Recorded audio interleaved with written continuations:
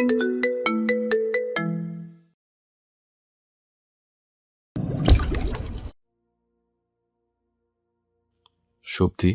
তোমার বোন কোথায়? না আমার ফোন ধরছে, না দেখা করছে, আর না অফিসে যাচ্ছে। সুপ্তি থমথমে মুখে বলল, আপনার যদি আপুর প্রতি বিন্দু মাত্র খেয়াল আর ভালোবাসা থাকতো, তবে আপনি জানতেন আপু আজ 2 দিন যাবৎ জ্বরে ভুগছে। ইমরোজ আশ্চর্য হলো, উৎকণ্ঠা নিয়ে বলল, জানার তো কোনো মাধ্যম থাকা লাগবে। তোমরা কেউ ফোন ধরছো না, আর না সিরজা। আপনি একবার আসতে পারতেন, অথচ তার সময় হয়ে ওঠে না আপনার। শুধু শুধু আপুকে ইউজ করছেন কেন? সুপ্তি শক্ত কণ্ঠে বলল, use? What kinds of language Supti? আমার এতদিন ধরে এই চিনেছ? আপনি যেটা চেনাচ্ছেন সেটাই চিনছি। যদি সত্যি সত্যি ভালোবেসে থাকেন তবে তাকে বিয়ে করুন, যথাযথ সম্মান দিন। সেটা করার জন্য তো আমার সময়ের প্রয়োজন। আমার পরিস্থিতি জানো তুমি। আমি চাইলেই হুটহাট কোনো ডিসিশন নিতে পারি না। সুপ্তি তাচ্ছিল্য হেসে বলল, সুখ তো আপনার, ঘরে বাইরে আনন্দ। আপনি যখন আপনার স্ত্রীর সাথে থাকবেন না, তখন তাকে ডিভোর্স দিয়ে দিন। আপনি তো বাচ্চা নন, নাকি আপনার চাওয়া পাওয়ার কোনো গুরুত্বই নেই আপনার বাড়িতে? কথাটা বেশ আঘাত হানল ইমরোজের ব্যক্তিত্বে। সে দৃঢ় কণ্ঠে বলল, বাড়িতে আমি যেটাই বলি সেটাই এক কথা হয়। কিন্তু আমার এমন মনে হয় না। আপনাকে আপনার ভাইয়ের আর মায়ের ইশারায় নাচা পুতুল মনে হয়। তাদের কৈফিয়ত ছাড়া তো আপনি কিছুই করার অধিকার রাখেন না। আমি যৌথ পরিবারে থাকি সত্যি। বিষয়টা বোঝার চেষ্টা করো। আপনি বোঝার চেষ্টা করুন আপুর অবস্থা। কতদিন কারোর জীবনে তৃতীয় ব্যক্তি হয়ে থাকবে? সৃজা আমার জীবনের তৃতীয় ব্যক্তি নয়, বরং একমাত্র ব্যক্তি। বাহ, তবে বিয়ে করুন। শীঘ্রই করব। আমি আর সময় নষ্ট করব না। ইমরোজের দৃঢ় কণ্ঠে সুপ্তি ঠোঁট বাঁকিয়ে দরজা ছেড়ে দেয়। ইমরোজ তাদের মায়ের সাথে দেখা করে সোজা সৃজার রুমে ঢুকে যায়। বিছানায় শুয়ে থাকা সৃজা তাচ্ছিল্য হাসলো ইমরোজের চিন্তিত মুখ দেখে। খোঁচা দিয়ে বলল, মৌনতা সেবা নেওয়া হয়েছে? এখানে কেন এলে? আমি তো কোনো কাজের না। ইমরোজ দীর্ঘশ্বাস ফেলল। দীর্ঘ 1 সপ্তাহের বিরহ কাটিয়ে সে বিনা দ্বিধায় কমফোর্টারের আড়ালে চলে যায়। ব্যাকুলতার সাথে বলে, যেদিন থেকে তুমি আমার জীবনে এসেছো, সেদিন থেকে আমি তোমায় ছাড়া একদিনও স্বস্তির নিঃশ্বাস ফেলতে পারি না সৃজা। তুমি আমার শক্তি, অহংকার। তোমায় হারানোর কথা আমি কখনোই চিন্তা করতে পারি না। অথচ তুমি লাগাতার এমন এলিগেশন দাও। তুমি এমনই কাজ করো। এভাবে আমি আর চলতে পারছি না ইমরোজ। হয় মৌনতাকে ডিভোর্স দেবে, নয়তো আমায় ভুলে যাবে। তোমায় বলা অসম্ভব। তবে মৌনতাকে বের করবে নিজের জীবন থেকে। রাত বাড়ছে, অথচ কনকনে এই শীতের রাতে নায়েল জাগ্রত। মা ফুপিয়া চাচির আশেপাশে ঘুরঘুর করছে। এই ঘুরঘুর করার মূল কারণ হচ্ছে মা বলেছে আজ সে মা বাবার সাথে ঘুমাবে। ছোট্ট এই মস্তিষ্ক ইদানিং বুঝতে শিখেছে সে খুব বিরল সময়ে মা বাবার সাথে ঘুমাতে পারবে, রোজ পারবে না। মৌনতা কখনো চাইতো না নায়েলের অভ্যাস হোক, বরং চাইতো নায়েল জীবনের বাড়ন্ত সময়টুকু বাবা মায়ের বুকেই কাটাক। অথচ ভাগ্যের কি নির্মম পরিহাস, যেখানে স্বামী সন্তান সংসার নিয়ে একটা সুন্দর সময় পার করবে, সেখানে সে নিজের সর্বোচ্চ ধৈর্য দিয়ে লড়ছে নিজের সংসার টিকিয়ে রাখার যুদ্ধ। টলটলে নেত্রে মৌনতা ফিসফিসিয়ে আওড়ায়, এমন কঠিন জীবন আল্লাহ কাউকে না দিক। এমন কঠিন পরিস্থিতিতে কোনো সন্তানকে না পড়তে হোক। সময় গড়ালো। পোড়া কপাল মা মেয়ের অপেক্ষা ফুরালো না। ইমরোজ আসলো না বাড়িতে। গলায় দলা পাকানো কিছু বিদঘুটে অনুভূতির তীব্রতর হতে লাগলো। আশাহত মেয়েকে নিয়ে মৌনতা উপরে চলে আসে। পথিমধ্যেই ভাসুরকে তানসানের ঘর থেকে বের হতে দেখে চঞ্চল কদমে ছুটে এলো মৌনতা। পিছু ডাকলো। তপবন স্মিত হাসলো মৌনতা আর নায়েলকে দেখে। আদুরে কণ্ঠে বলে, আমার মা দেখে এখনো জেগে আছে। এখনো ঘুমোনি মন? মৌনতা ম্লান কণ্ঠে বলল, না ভাইজান, বাবার জন্য অপেক্ষা করছিল। এমনি যাসনি এখনো? তপবন কপাল কুঁচকে শুধায়, না ভাইজান। সে কি কথা? ও এত রাত পর্যন্ত কোথায় কি করে? মৌনতা ফাঁকা ঢোক গিলল।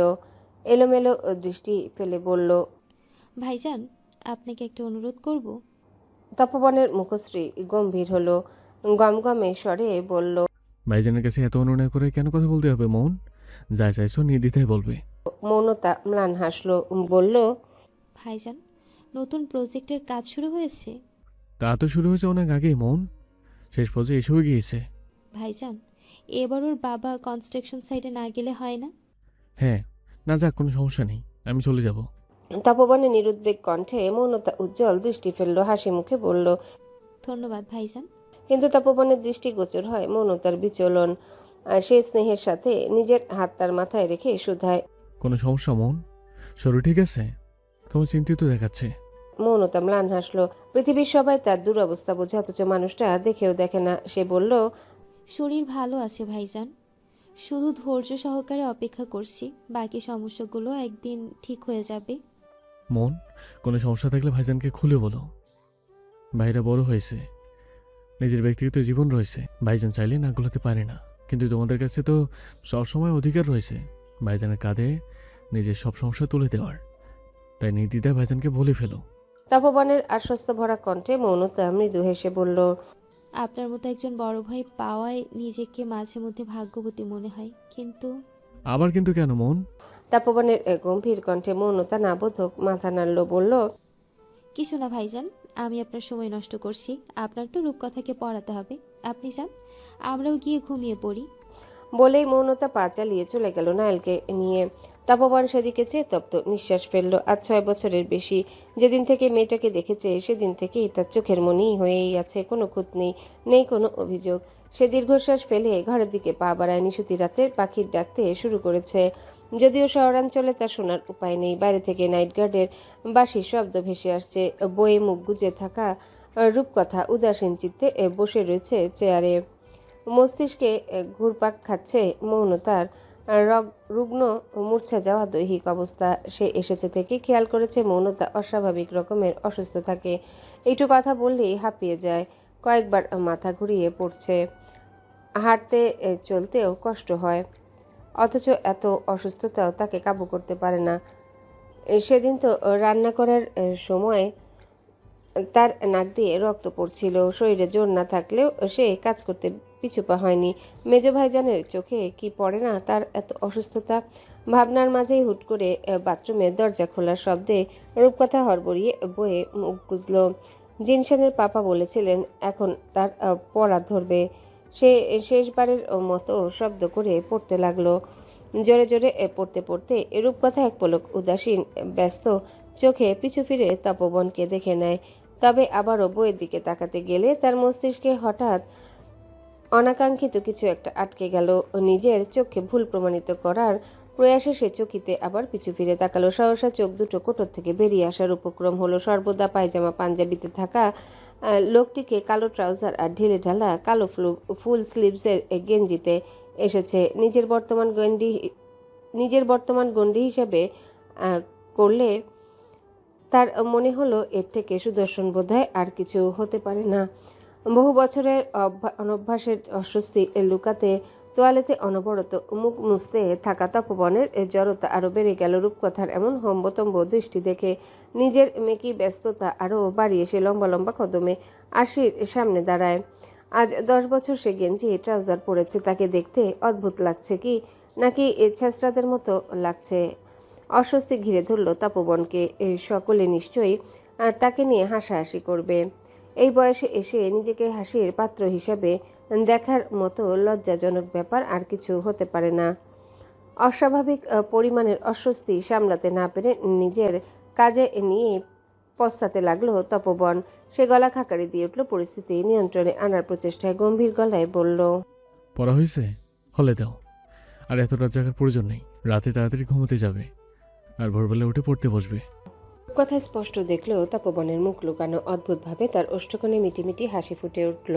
সে ভাবতে পারেনি লোকটা তার কথা এতটা গুরুত্ব সহকারে নেবে। সে মিটিমিটি হাসতে হাসতে বইটা এগিয়ে দিয়ে বলল, হয়েছে, নিন ধরুন। তপবন বইটা নিল না। সে আশির সামনে দাঁড়িয়ে দাঁড়িয়ে চুলে হাত গলাতে গলাতে বলল, দরকার নেই, আমি জিজ্ঞাসা করছি, তুমি বলতে থাকো। রূপকথা মাথা নেড়ে সায় জানায়। তপবন পুরো সময়টা হাঁটে আর রূপকথাকে সূত্র জিজ্ঞাসা করছে, আর রূপকথা সে মিটিমিটি হাসছে আর জবাব দিচ্ছে। ওষ্ঠকোণা থেকে তার হাসি সরছে না। তপবনের অস্বস্তি ভরা মুখটা দেখে কেমন অদ্ভুত আচরণ করছে লোকটা। বারবার মুখে চুলে হাত দিচ্ছে। বারবার মুখে চুলে হাত দিচ্ছে। সে তো কখনো গেঞ্জি ধরে টানাটানি করছে আর নিজেকে স্বাভাবিক দেখানোর চেষ্টা করছে। পড়া জিজ্ঞাসা করা শেষ হতে তপবন এগিয়ে আসে রূপকথার কাছে, চেয়ার টেনে তার পাশে বসে আর চোখে মেয়েটার দিকে তাকায়। মেয়েটার সামনে থেকে খাতাটা নিতে নিতে থমথমে মুখে শুধায়। সেই থেকে হেসে যাচ্ছেন কেন মুরব্বি? রূপকথা তড়িৎ গতিতে হাসি মুখ লুকিয়ে নিল, ঘন ঘন মাথা নেড়ে মিনমিনি গলায় বলে। না না, হাসি কোথায়? তপবন লিখতে লিখতে বলে। তবে আমি বোধহয় ভুল দেখেছি, তাই না? রূপকথা হাসি চেপে বলে। হতে পারে। তপবন এক পলক সরু দৃষ্টি নিক্ষেপ করে মেয়েটার দিকে। মেয়েটা যে তাকে দেখেই হাসছে, সে হতাশার নিঃশ্বাস ফেলল। কেন যে সে এগুলো পড়তে গেল প্রতি রাতের মতো বিছানায়। দুই প্রান্তে দুটি দেহ জায়গা করে নিল। নিজেদের মধ্যকার দূরত্ব দেখতে ভুলল না তপবন, এক হাতেরও বেশি দূরত্ব। এই যে নিছকই সাময়িক ভেবে মুচকি হাসলো সে, তবে মনের মাঝে শঙ্কার উসখুস ভাব গেল না। মেয়েটা একবার দেখলো না সে যে পোশাক পরিবর্তন এনেছে। সে উল্টো দিকে কাত হয়ে ফিরে শুয়ে থাকা অবস্থাতে গলা খাকারি দিল, গুরু গম্ভীর গলায় শুধালো। সন্ধ্যা তো খুব করে বললে রং সেটা পোশাক পরতে, বললে তো না কেমন লাগছে? রূপকথার চোখ প্রায় লেগে এসেছিল, কিন্তু তপবনের কথায় তার তন্দাচ্ছেদ ঘটে। সে উল্টো দিকে কাত হয়ে ফিরে শুয়েই বলল। রংচটা পোশাক পরেছেন বুঝি? তপবনের শান্ত মুখশ্রীতে উৎকণ্ঠা ছুঁয়ে গেল। উৎকণ্ঠা নিয়ে শুধায়। কেন, এটা রং সেটা পোশাক লাগছে না? রূপকথা নাকচ করে বলে। এটা তো কালো রং। এর থেকে রং সেটা পোশাক পরলে দেখাবে চানাচুর ওলার মতো। তপবনের সরব গম্ভীর গলায় রূপকথা ফিক করে হেসে উঠল। তপবনের ওষ্ঠকোণে মৃদু হাসি ফুটে ওঠে। রূপকথা সে খিলখিলিয়ে হাসিতে শুধায়। খারাপ লাগছে? রূপকথার জবাব আসলো না। তপবনের হতাশা আরও বাড়ল নিজের পরিবর্তন নিয়ে। সে নিস্তব্ধতা আঁকড়ে চোখ বন্ধ করে অমনি ভেসে আসে মিষ্টি নারী কণ্ঠ। একদম তানজানের সুদর্শন পাপার মতো লাগছে। কে বাবা কে ছেলে বোঝার উপায়ই নেই কোনো। তপবনের মুখে হাসি ফুটে উঠল। পুনরায় চোখ বুজে বলে। ধন্যবাদ।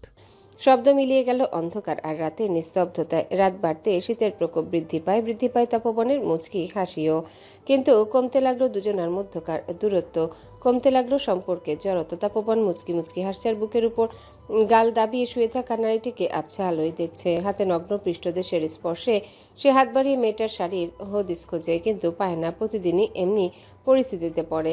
নিরুপায় সে ভেবে মেয়েটিকে নিজের কমফোর্টার দিয়ে আড়াল করে নেয়।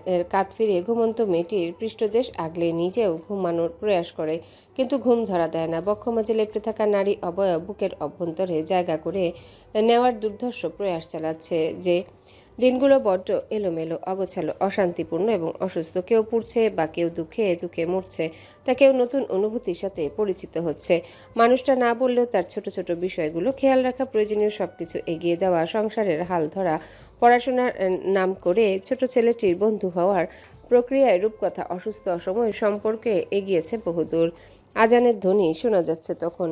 রূপকথার ঘুম ভাঙে সবসময় তপবনের পরে, কিন্তু তার থেকেও বিভ্রান্তিকর ব্যাপার হলো সে নিজেকে পেল তপবনের কমফোর্টারের আড়ালে, আর তপবনের পাশে থাকা তার কমফোর্টার। এই অদল বদল কখন হয়, কিভাবে হয়, সেই সমীকরণ মেলাতে পারে না রূপকথা। তার ঘুমের ধরন খারাপ না, অন্তত প্রতি সকালে তার পোশাক আশাকের ধরন তো এটাই বলে। তবুও কে জানে ঘুমের মধ্যে কি করে। লোকটা তো কখনো কিছু বলেও না। খারাপ কিছু করলে তো অবশ্যই বলতো। চিন্তা করতে করতে সে কমফোর্টারের আড়ালে নিজেকে দেখে নেয়। স্বস্তির নিঃশ্বাস বেরিয়ে এলো নাসারন্ধ্র থেকে। অন্তত পোশাকটা ঠিক থাকে, নয়তো লজ্জার মাথা কাটা যেত। ওয়াশরুম থেকে শব্দ ভেসে আসছে। সে দ্রুত বিছানা থেকে নামে। কাবার থেকে তপবনের পাঞ্জাবি সহ প্রয়োজনীয় জিনিসপত্র বের করে রাখে। তপবন বের হতেই দেখতে পায় রূপকথা শটান হয়ে দাঁড়িয়ে আছে। সে মৃদু হেসে বলল। উঠে পড়েছো? নামাজ পড়ে কিছু খেয়ে পড়তে বসো। রূপকথা মাথা নেড়ে সায় জানায়। বিছানার উপর পাঞ্জাবি পাজামা দেখে তপবন বলল। ধন্যবাদ কথা, কিন্তু এগুলো দরকার নেই, গুছিয়ে রেখে দাও। আজ এভাবে নামাজ পড়ে আসি। কিন্তু আপনি তো সবসময় পাঞ্জাবি পরে নামাজ আদায় করেন। রূপকথা অবুঝ নয়নে তাকিয়ে বলে। তপবন স্মিত হেসে বলল। সব সময় তো পড়ি, আজ না হয় এভাবেই পড়ি। রূপকথা আনুত স্বরে বলল। গতকাল আমি ওভাবে বলতে চাইনি, এমনি বলেছি। হয়তো ভালো লাগবে এটা ভেবে। অস্বস্তি হলে আপনার পরতে হবে না এমন পোশাক। ভালো লাগবে বলে তার মানে ভালো লাগছে না। তপবন ভ্রু নাচিয়ে শুধায়। সৌরভ লাজে ছেয়ে যায় ফোলা ফোলা মুখশ্রী। এলোমেলো দৃষ্টি ফেলে মিহিসরে বলে। আপনাকে সব কিছুতে সবভাবেই সুন্দর লাগে, কিন্তু আমি চাই না কেউ অস্বস্তি নিয়ে কোনো কাজ করুক। তোমাকে কি বলো আমি অসুস্থ নিয়ে পোশাক পরেছি? আমি বুঝতে পারি। আপনি ভুল বুঝতে পারেন মুরব্বি, আমি আগেও পরতাম এমন পোশাক। কিন্তু বিগত কয়েকটা বছর একটু এড়িয়ে চলেছি, তাই একটু আনকমফোর্টেবল লাগছে। চিন্তা করো না, এগুলো গুছিয়ে রাখবো। তপবন মৃদু হেসে বলে। রূপকথা জবাব দেয় না, সেভাবেই দাঁড়িয়ে থাকে। তপবন বের হওয়ার আগে অভ্যাস অনুযায়ী স্কন্ধে আতর ঘষে নেয়। রূপকথা রোজকারের দৃশ্য দেখতে দেখতে বলে। আমি রোজ কলেজে যাব না। কেন? ফাঁকিবাজি? তপবন তার দিকে ফিরে তাকিয়ে শুধায়। রূপকথা না বোধক মাথা নাড়ল। এমনি আমি সপ্তাহে 2 দিন কলেজে যাব। প্রতিদিন কলেজে না গেলে তুমি পারবে না কোনো কিছু। এমনিতেও তুমি কোচিং করছো না। তপবন উৎকণ্ঠা নিয়ে বলল। রূপকথা ম্লান হেসে বলল। এর মধ্যে যেটুকু যা পারি তাতেই হবে। তপবন এগিয়ে আসে বলে। কে কিছু বলেছে? দেখো রূপকথা, আম্মা বয়স্ক মানুষ, চিন্তাধারা একটু অন্যরকম। সে বলবেই অনেক কিছু কথা, তার কথায় তুমি লক্ষ্যচ্যুত হলে তোমারই ক্ষতি। রূপকথা ডানে বামে মাথা নেড়ে বলল। আম্মা কিছু বলেনি, আমি নিজে থেকে যেতে চাই না। এমনিতেও কলেজে তেমন একটা ক্লাস হচ্ছে না এখন। আপনি যেটুকু পড়াচ্ছেন তাতেই আমি অনেক এগিয়ে যাব, চিন্তা করবেন না। কিন্তু যখন পুরোদমে ক্লাস শুরু হবে, রেগুলার যাবে। এমনিতেই জীবনের সবথেকে গুরুত্বপূর্ণ দিক থেকে তুমি পিছিয়ে আসো। আমি চাই না তুমি তোমার জীবনের বেশি যাও লক্ষ্য থেকেও দূরে সরে যাও। দিন শেষে তোমায় একজন ডাক্তার হিসেবে দেখতে চাই রূপকথা। তপবন গম্ভীর গলায় বলল। রূপকথা মলিন হেসে বলল। জীবনের গুরুত্বপূর্ণ দিক থেকে সেই পিছিয়ে যাওয়াই আমায় আমার লক্ষ্যে পৌঁছাতে সাহায্য করছে। তবে এটা পিছিয়ে যাওয়া কি করে হলো? বরং এটা আমার সামনে আগানোর একমাত্র কারণ। যদি জীবনের এই গুরুত্বপূর্ণ দিকটা থেকে পিছিয়ে না যেতাম, তবে হয়তো এতদিনে আমি নিশ্চিন্ন হয়ে যেতাম। বরাবরের মতোই এমন কথার প্রেক্ষিতে তপবন নীরব রইল। রূপকথা তারা দিয়ে বলে। আপনার দেরি হয়ে যাচ্ছে। তপবন কার্ডিগানটা হাতে নিয়ে বলল। আসছি। রূপকথা তাকিয়ে থাকে তার গমনের পথের দিকে। ঘর থেকে বের হতে তপবন বুক ভরা নিঃশ্বাস ফেলল। ছেলে তাকে দেখে কেমন প্রতিক্রিয়া ব্যক্ত করবে সে জানে না। ছেলের ঘরে দরজা খুলে ধীর পায়ে ঢুকলে বিছানায় কাউকে দেখতে পেল না। সে এগিয়ে যায় বিছানার কাছে। মিনিটের মাঝে পুরো বিছানা সহ ঘরটা গুছিয়ে নেয়। উজু করে তানশান ঠকঠক করে কাঁপতে কাঁপতে বের হয় ওয়াশরুম থেকে। ছেলের গায়ে হাফাতা একটা টি শার্ট দেখে তপবন বিরক্তিকর নিঃশ্বাস ফেলল। দ্রুত ছেলের সোয়েটার আর তোয়ালে হাতে এগিয়ে দিল। এগিয়ে দেওয়া সোয়েটার আর তোয়ালেটা তানশান নিল না, বরং দ্রুত পায়ে হুড়মুড়িয়ে ঢুকে যায় বাবার বুকে। কাঁপতে কাঁপতে বলে। ও বাবা, এত শীত কেন? অষ্টকোণে স্নেহের হাসি নিয়ে তপবন নিজের সোয়েটার আর বলিষ্ঠ 2 হাতের আড়ালে ছেলের অবয়ব আড়াল করে নেয়। বাবার বুকের উষ্ণতায় তানশান নিজের কাঁপন কমায়। শীত একটু কমতেই সে সোয়েটার পরে নেয়। তবে হঠাৎ করেই তার চোখ যায় বাবার পোশাকের দিকে। সে চকিতে পূর্ণ দৃষ্টিতে তাকায় বাবার দিকে। আচমকায় প্রফুল্ল হেসে উঠল সে। আশ্চর্যের কণ্ঠে বলল। Wow papa, you are looking so handsome. তোমায় কি সুন্দর লাগছে পাপা। কেউ তো বলবেই না তুমি আমার পাপা। একদম আমার মতো দেখতে লাগছে তোমায় পাপা। তপবন জড়তা ভুলে কপাল কুঁচকে নিল ছেলের কথায়। থমথমে মুখে বলল। আমায় দেখতে তোমার মতো লাগছে না, তোমায় দেখতে আমার মতো লাগে। সেটা তো জানি, কিন্তু এই পোশাকে তোমায় একদম আমার মতো লাগছে। তুমি কেন এমন পোশাক পরো না? সবসময় গেঞ্জি পরলে তোমায় ভালো লাগে না। মাঝে মাঝে এইসব পোশাক পরবে, তারপর আমরা সবাই চমকে দিব সবাইকে এই পোশাক পরে। তানশানের আনন্দমুখর কণ্ঠ। তপবন ছেলের চুলের ভাঁজে হাত গুলিয়ে দিয়ে শুধায়। এই পোশাকে ভালো লাগছে? খুব, একদম আগের মতো দেখতে লাগছে। এখন থেকে এমন পোশাক পরবে। তানশান হাস্যোজ্জ্বল কণ্ঠে বলল। তপবন মাথা নেড়ে বলে। আচ্ছা পরবো। এখন চলো, জামাত শুরু হয়ে যাবে। তানশান মাথা নেড়ে সায় জানায়। তপবন বের হতে নিয়েও পিছু ফিরে এসে ছেলের মাথায় শীতের টুপি পরিয়ে দেয় আর আদেশে সুরে বলে। খুলবে না কিন্তু। তানশান মুখ গোমরা করে নিল। গম্ভীর গলায় বলল। ওকে। তপবন হেসে তার কাটা কাটা চুলের পাশে অনবরত হাত বুলিয়ে ঠোঁট ছুঁয়ে দেয়। দিন শেষে আগলে রাখা ছোট্ট এই সত্তা, তার মুখের হাসি তার সকল সুখের কারণ। সে পুনরায় টুপিটা পরিয়ে দিল। অতঃপর বাবা ছেলে মসজিদের উদ্দেশ্যে রওনা হয়। আজ আর দাদু ভাই নেই, সে বাগেরহাটে। যেদিন থেকে অবুজ এরোজের মাথার উপর থেকে মায়ের ছায়া সরে গিয়েছে, সেদিন থেকে সুখ দুঃখ সবই বড় ভাইয়ের বুকে নিহিত থাকে এবং দীর্ঘ এই জীবনে সে চাইলে ওই মানুষটার কথা কখনো ফেলতে পারে না। তপবন কঠিন নেত্রে চেয়ে এবার কমফোর্টার সরিয়ে নিল। ফলশ্রুতিতে বালিশে মুখ ডুবিয়ে থাকা ধপধপে সাপের এক সুগঠিত দেহ উদাম হয়ে গেল। সে থমথমে মুখে বলল। এমন করে তুই কি প্রমাণ করতে চাইছিস আমি জানি না এরোস, কিন্তু আমি অনুরোধ করব, যতক্ষণ দেশে আসিস ততক্ষণ অন্তত স্বাভাবিকভাবে পরিবারের সবার সাথে সময় কাটাবি। আর এই কথা নচর হলে দেশের বাইরে পা রাখার হবে না। আমায় কঠোর হতে বাধ্য করলে আমি কঠোরতা সীমা পার করে দেব। কথাটা মাথায় থাকে যেন। ধূসর নেত্রদ্বয় অলস গতিতে খুলে যায়। ঘুম জড়ানো গভীর সেই চাহনিতে ধূসর মণিদ্বয় আবছা নীলাভ লাগলো। তপবনের ধূসর নেত্রদ্বয়ও এঁটে যায় ভাইয়ের সেই টলটলে নেত্রে, যেই নেত্রে সে আফসোস, হারিয়ে ফেলার ক্লেশ, দুর্ভাগ্য আর নিজের প্রতি অভিযোগ ব্যতীত কিছু খুঁজে পায় না। খুঁজে পায় না কি করে কারো সাজানো গোছানো স্বপ্নগুলো একটুর জন্য শেষ হয়ে গেল। স্মিত হাসলো এরোজ। ভাগ্য প্রতিবাদ তার সব সুখ ছিনিয়ে নিয়ে বলে তাকে হাসতে হবে, তাকে বাঁচতে হবে নতুন উদ্যমে। সে তো তুচ্ছ ক্ষমতাহীন এক সত্তা, তার কোনো ক্ষমতা নেই ভাগ্যকে ছিনিয়ে আনার। তাই তাকে হাসতে হবে, অবশ্যই হাসতে হবে, বাঁচতে হবে সকলে যেভাবে চায়। তপবনের কাঠিন্যতা একটুও নমনীয়তা ছুতে পারল না। দরজা জানলা খুলে সব পর্দা খুলে দিল। উদাম দেহের সাহিত্য ছেলেটিকে উপেক্ষা করে হাতে হাতে বিছানাও গুছিয়ে নিল। মেঝে ছড়িয়ে ছিটিয়ে থাকা আধোয়া পোশাকগুলো লন্ড্রি বাস্কেটে ঢুকিয়ে হাত ছেড়ে জবাকে ডাকলো। পোশাকগুলো ধোয়ার জন্য জবার হাতে দিয়ে সে পেছনে হাত বেঁধে বিছানায় পড়ে থাকা ভাইয়ের দিকে তাকায়। গমগমে স্বরে আদেশের সুরে বলে, আমি তানসানের ব্যাগ গুছিয়ে 15 মিনিট পর নিচে নামবো। খাবার টেবিলে যেন তোকে উপস্থিত পাই। এরোজের নির্নিমেষ চাহনি নড়ে চড়ে উঠল। ভাইয়ের দিকে দৃষ্টি ঘুরালে ওষ্ঠদয় আলতো বেঁকে যায়। বহু বছর পর বদলে যাওয়া বাচনভঙ্গি, পোশাকের ধরন দেখে ক্ষীণকণ্ঠে বলে, এটা নিশ্চয়ই তোমার ফেইরি টেলের জাদুর প্রভাব। তপবন অবুঝ হলো। তার তো খেয়ালই নেই সে কি অস্বস্তিকর পোশাকে ঘুরঘুর করছে। এরোজ তার আপাতমস্তক চোখ বুলিয়ে বলল, সৃষ্টিকর্তা তোমায় মানিয়ে নেওয়ার চমৎকার ক্ষমতা দিয়েছে বলেই বোধহয় তুমি জীবনে বারংবার সুখের দেখা পাও। You are looking so handsome ভাইজান।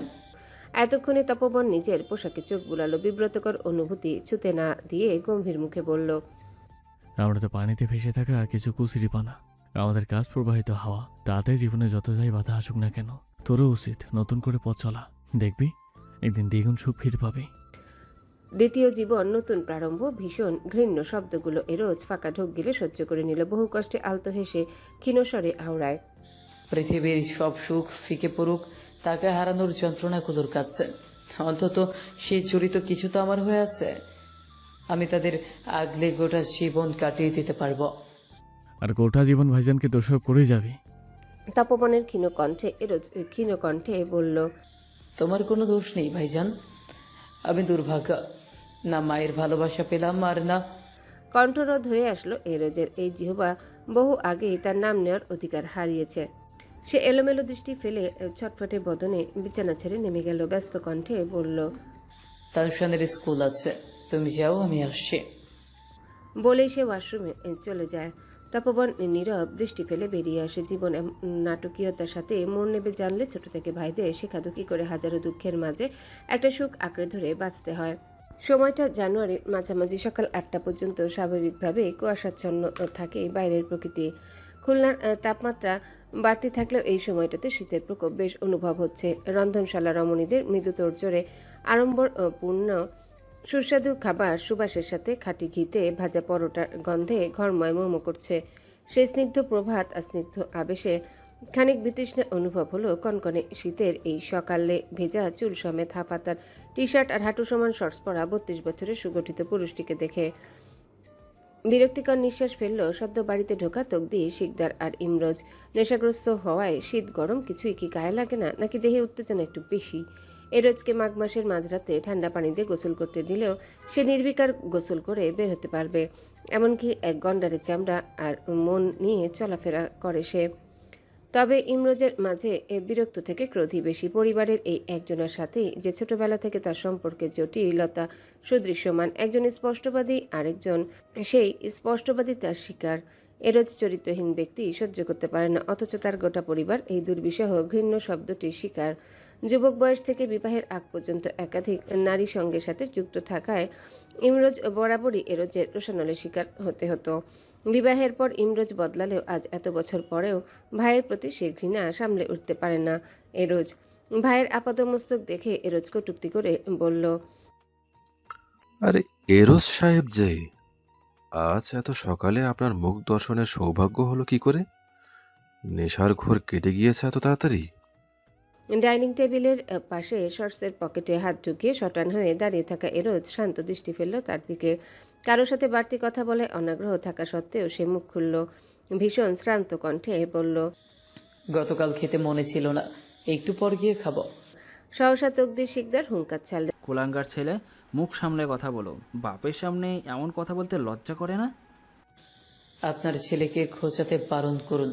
আমিও লাজ লজ্জা বজায় রেখে কথা বলবো। এরোজ চেয়ার টেনে বসতে বসতে নির্বিকার বলল। রান্নাঘরে থাকা নির্জনা বেগম মৌনতা রূপকথা ছুটে এলো, তবে ঘরের পুরুষদের আলোচনায় বেশিক্ষণ দাঁড়ায় না পুত্রবধূরা। তারা নীরবে নতশির পুনরায় রান্নাঘরে ঢুকে যায়। নির্জনা বেগম অসহায় দৃষ্টিতে তাকালেন সামনের দিকে। কতগুলো বছর পর তার ছেলেটা তার কোলে এসেছে, কেন সকলে এমন করছে? তকদির শিকদার ফের আওয়াজ তুললেন। এটা খোঁচানো মনে হলো তোমার কাছে? তুমি যা করছো এটা কোনো জীবন? সারাদিন মদ খেয়ে পড়ে থাকো, পরিবার পরিজনের কিছু তো পরোয়া করো? প্রেক্ষিতে কাঠের চেয়ারটিতে পাথরের ন্যায় শক্ত হয়ে বসা দেহটি একদমই অবিচলিত। তকদির শিকদার ফের ফুঁসে উঠলেন। কি হলো, কথা বলছো না যে? ইমরোজ এবার চাপা আক্রোশে গর্জে উঠল। বলবেটা কি আব্বু? বলার মতো কি কি কিছু রেখেছো ওর কাছে? ওর এমন আচার আচরণের পেছনে কি তোমরা দায়ী নও? বিদেশের মাটিতে লাক্সারিয়াস লাইফ লিড করা আর দামি দামি মদ খাওয়া, এগুলো কে কে প্রোভাইড করে? তুমি না? সপ্তাহে একদিন কাজ করে এগুলো কি ওর পক্ষে করা সম্ভব? তুমি যদি ওর ভাগের টাকাগুলো আটকে দিতে তবে এতদিনে এমন বিলাসিতে বেরিয়ে যেত। তাই ওর এমন ঐধ্যতার পেছনে তুমি আর ভাইজান যথাযথভাবে দায়ী। সহসা লালচে সরু তীক্ষ্ণ দৃষ্টি এঁটে যায় ইমরোজের ক্ষিপ্ত মুখশ্রীতে। ইমরোজ পরোয়া করে না সেই ক্রুদ্ধ দৃষ্টি। এরোজ দাঁতে দাঁত চেপে নুইয়ে যায়, হিসিয়ে বলে। আমি একদিন কাজ করে যা ইনকাম করি তা তোর 15 দিনের ইনকাম। আমার সাথে টাকা নিয়ে দ্বন্দ্ব করতে আসিস না, বাজেভাবে হেরে যাবি। ইমরোজও পাল্টা হিসিয়ে বলল। বাহ, তবে এখান থেকে যেই টাকা যায় তা বন্ধ করে দেই। এরোজ দাঁত খিচে বলল। এখন পর্যন্ত আমার অ্যাকাউন্ট থেকে কোনো টাকা নেওয়া হয়েছে কিনা সেই খবর নিয়ে তারপর কথা বলবি।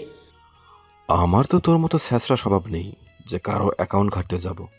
ইমরোজের কথায় এরোজ ফিচেল হেসে বলল।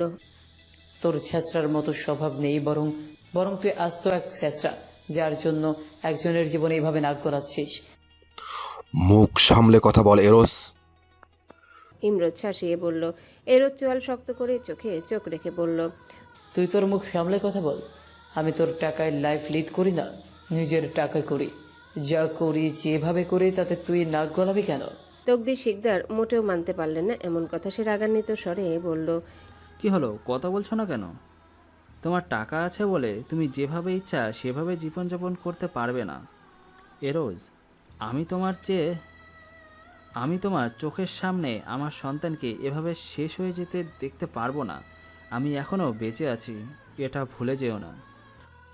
তোমার এমন আবেগী বয়ানে কোনো যায় আসে না তোমার এই ছেলের আব্বু। এটাকে কানাডায় না পাঠিয়ে রিহাবে পাঠাও, তারপর একটা ভালো মেয়ে দেখে বিয়ে দাও। সেই বিয়ে? পুনশ্চ সেই কঠিন শব্দে এরোজ এতক্ষণ ধরে সামলে রাখা মেজাজ ধরে রাখতে পারল না একটু। সে হুঁশারি উগ্রচিত্তে হাতের কাছে গ্লাসটা ক্ষিপ্র গতিতে ছুঁড়ে মারল মেঝেতে। মুহূর্তে কাঁচ ভাঙার শব্দে ঝনঝনিয়ে উঠল ডাইনিং রুম সহ লিভিং রুম। এরোজ ফুঁসে উঠে দাঁড়িয়ে যায়, ক্ষিপ্ত হস্তে টেবিল চাপড়ে বলল। আমি কি করব না করব তা তোকে ভাবতে হবে না। রান্নাঘরে সকলে পুনরায় ছুটে আসলো। এহেন আচরণে ইমরোজের ক্রোধমাত্রা ছাড়িয়ে গেল, কেউ কারোর থেকে কম নয়। এই প্রবৃত্তির অনুসরণ করেই ইমরোজ ফুঁসে উঠে এরোজের কলার চেপে ধরল, হিসিয়ে বলল। তুই বড় ভাইয়ের গায়ে হাত তুলবি? তোল দেখি তোর কত সাহস। তোকে যদি আমি রিহাবে না পাঠিয়েছি তবে আমার নামও ইমরোজ শিকদার নয়। বিক্ষিপ্ত মস্তিষ্কের এরোজ সত্যি হুঁশহারা।